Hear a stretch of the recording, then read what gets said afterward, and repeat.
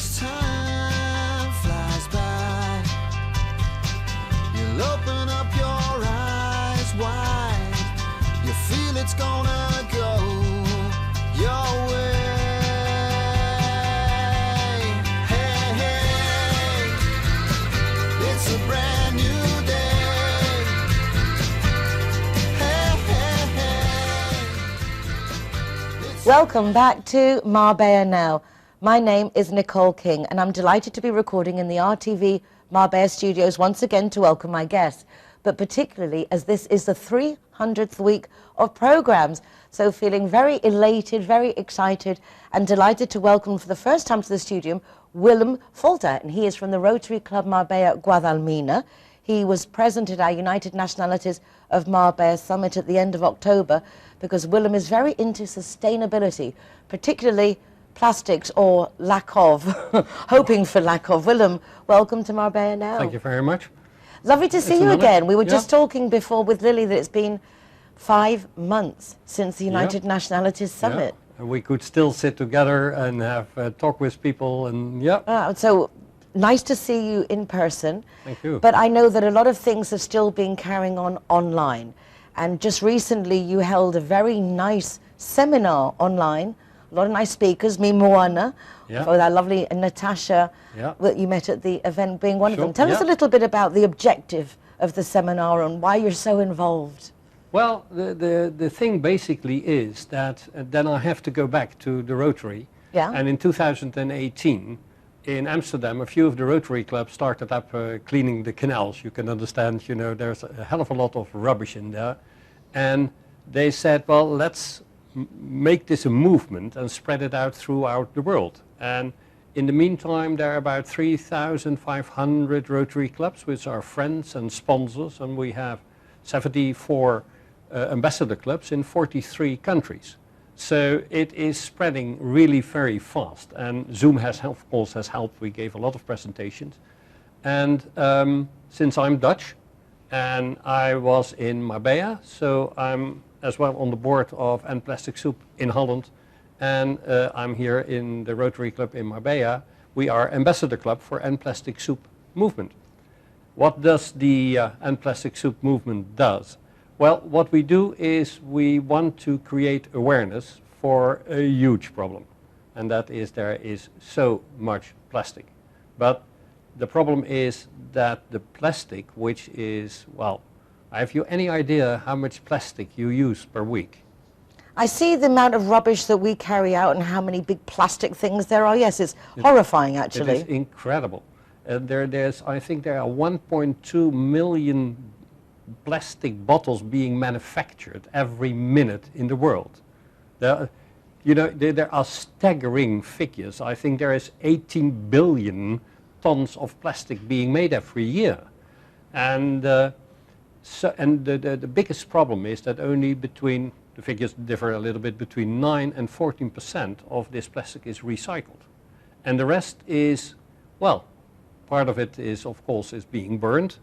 Part of it is, it is dumped, it is in the waste. Even in Europe, we were so bad that we shipped everything to the Far East, and there it was being collected or spread in things to what you could use, and then the rest was lying there, went into the rivers and went into the seas.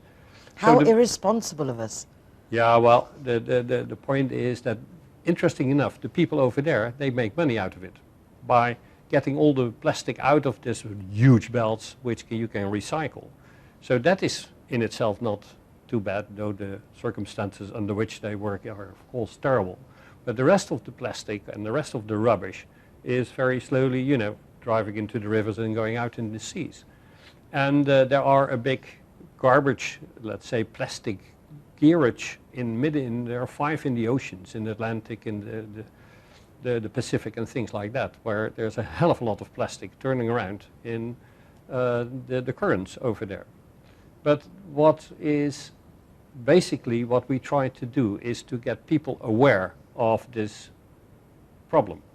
And we say to them, be aware that the plastic which you use, reuse it, and let's see that it is recycled. And what we would love to have is, of course, that there is less and less single-use plastic in the world, because it is a huge amount of money which is being wasted. And of course, plastic, you can't get it out of the world because we are depending on it. And I think in 1936 there were the first nylon straw for women, as plastic started at that time as one of the solutions. However, so that's what we do as the Rotary clubs all over the world. So we create the awareness, we do actions. So a little bit like Natasha with Mi Moana, cleanups and the beaches, we do that as well. So we join her this Saturday. We do education. There are a lot of programs in the world are running on education. So Natasha is now developing an educational package for children, which we are sponsoring from EndPlasticSoup. So she's very busy with it, and that's one of the things we try to do and reach out to the children, because on the children between 9 and 13, they certainly are more aware of their parents, and they can teach their parents on to reduce the use of plastic. Yeah, I have to say that the English International College children that did the presentation at the United Nationalities 2 years ago was just left us dumbstruck that such youngsters could have such passion and foresight to really what we've done to the planet that they hope to inherit. Yeah. So that's the reason why we do, and that's the same thing why I organized the webinar.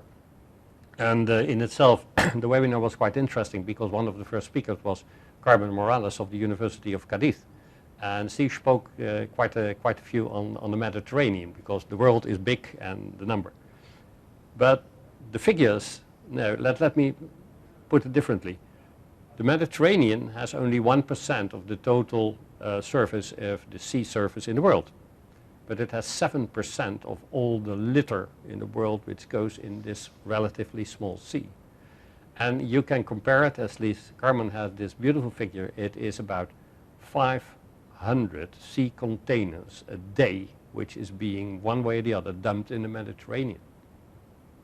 And if you think about 500 containers is a lot of rubbish. Containers per day. A day. In the Mediterranean. And the huge problem is there that there's only a very small part which is on the surface, and then under the surface is a 20-30%, and the rest is going slowly to the bottom. And the problem on the Mediterranean especially is, of course, there are a lot of rivers who are coming out, and to be honest, it is not so much Spain, it is far on the other side in Africa.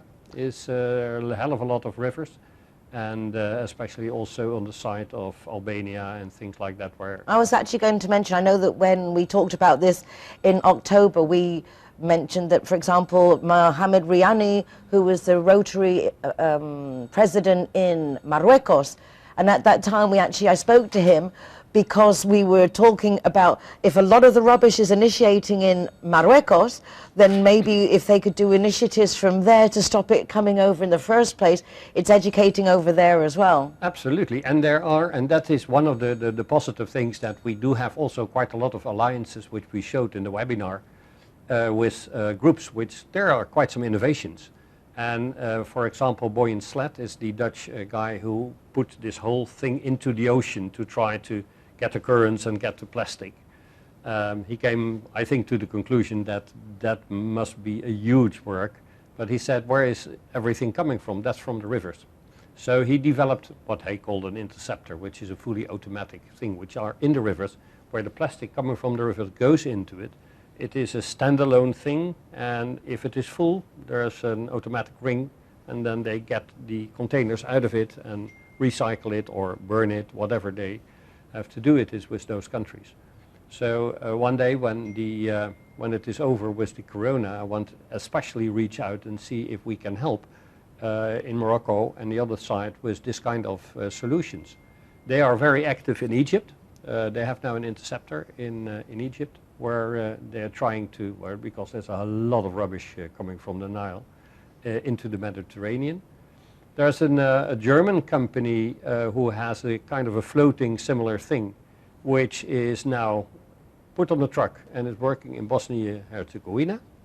And if you see those figures, there's so much rubbish in the lakes over there. And so they're getting it out. But the problem there is not really a good waste management system over there. But anyway, all those little innovations, there are companies which recycle plastic and make fuel out of it. They are making houses out of it and blocks of plastic.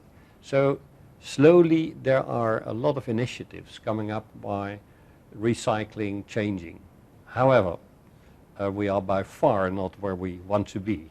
So awareness starting with the people, so talking to the people. Have a look at your phone. There is an app that is called your little plastic footprint. And if you download the app, then you can have your own program by reducing the plastic use you have. There's also a second app which you can, because microplastics is one of the big problems, and they're also being used in cosmetics and things like that. Because all the plastic which goes into the sea is diminishing, and is coming into microplastics. Little tiny pieces. Yeah, smaller than 5 millimeters. And even then they are going further in nanoplastics. And they're in the food chain. So it starts in the plankton and the fishes and things like that. So we eat them. And there's a lot of evidence of also in babies and in people and in food that there are all microplastics are everywhere. There's a lot of research being done how bad it is for your health and things like that. Well, it certainly is not really healthy, I guess, if you eat too much plastic. But that is, of course, is a huge problem. And the biggest problem is, of course, for the marine life. If the normal plastic that birds, turtles, they see it as if it is food. So you know probably the stories of they find big fishes and they open them up, and in the stomachs of birds and fishes there's a lot of plastic. And the smaller ones will eat the microplastics. So we have to do something about it. And as a group of Rotarians, we think that if every club in the world is helping, and we have a lot of Rotarians, 1.2 million or something like that, who can help by reducing the plastic we are using, to telling others, to educate, to do actions by cleaning up and helping a project. Is it, at the moment, a lot of people have commented that if we separate our rubbish here on the Costa del Sol, that it all then gets dumped into the same place? No, that's not true. We have visited Urbaser in, how do you say that in beautiful Spanish, Caceres? In Caceres, yeah. Caceres. And they tell us that everything which goes into the yellow containers is 95% recyclable. So they recycle it. The only thing that everything which comes into the other bins, that's... So that is, again, up to us to make sure that we put the plastics in the yellow bins so that they can be recycled if we do have plastics. Absolutely. And you have to clean it a little bit, so that makes it life easier, and then it's easy recyclable. And then it goes back in granules and is being sold off and being reused in other plastic material. So, and one of the projects we are busy with is, which is interesting, we hope that it will work, is to install a big fish from see-through metal. And there are a few of them. There are in Cadiz, I think there are a few, and put it on the paseos. And not that there is so much plastic on the paseo, because they're quite clean, but just also as an awareness that people throw their bottles and things in the fish. My friend Yvonne mentioned that before. Yeah. She said we should have those metal frame mesh fish. Well, Willem, we have to leave it there for the moment. Any last messages to our viewers before we go to our break? I absolutely have, as you have heard. Put your plastic in the yellow bins, then it can be recycled. Reduce your plastic, go to the supermarket, and you have nets and you have things where you don't have to put everything in those plastic bags. So you can do quite a lot about it, and all small steps help to solve a bigger problem. Thank you. Beautifully said. Willem, thank you so much. Thank you.